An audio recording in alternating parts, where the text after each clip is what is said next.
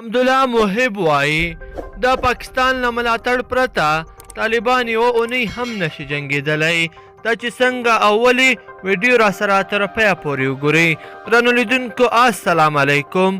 د افغانستان د ملي امنیت سلاکار حمدالله محب د همګټو هیوادونو د ملي امنیت سلاکارانو په غونډه کې چې په روسیه کې جوړه شوې وه په خپلو څرګندونو کې ویلي چې په افغانستان کې داسې ترهګر شته چې د سیمې یو شمېر هیوادونه یې ملاتړ کوي او مالي امکانات ورته برابروي. محب په دې ناسته کې ویلي دي چې د سیمې هیوادونه دي د دې پر ځای چې په افغانستان کې د ترهګریزو ډلو ملاتړ وکړي برعکس دي د افغانانو په مشرۍ د سولې له پروسې پراخ ملاتړ اعلان کړي ځکه چې په افغانستان کې سوله د ټولو هیوادونو په ګټه ده. نوموړي د ملي امنیت د سلاکارانو په دې غونډه کې بیا هم ټینګار کړی دی چې اوس مهال وسلوال طالبان او القاعده ډلې پراخې اړیکې لري او د یو بل ملاتړي دي.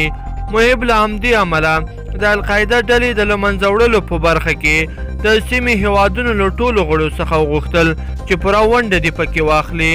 حمدالله محب د دې ناستې په یوه څنډه کې د بېلابېلو هیوادونو د ملي امنیت سلاکارانو سره هم لیدلی دي او په ډېرو مهمو مسایلو یې ورسره خبرې کړې دي.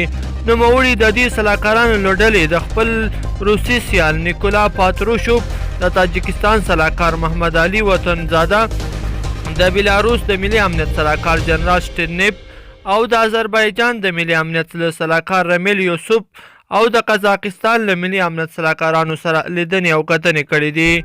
حمدالله محب د خپل روسي سیال نیکولو سره په لیدنه کې د امنیتي او اقتصادي همکاریو پر زیاتېدو بحث کړی دی.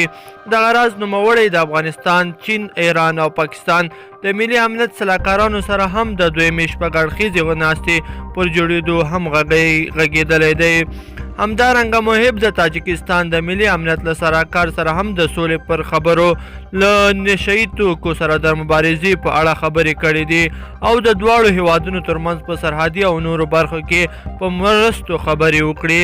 د یادولو وړ ده محب د همګټو هیوادونو د ملي امنیت سلاکارانو سره په ناسته کې د ګډون وروسته وویل چې دا ډول غونډې کولی شي چې د هیوادونو ترمنځ اړیکې او روابط لا هم نور ټینګ کړي.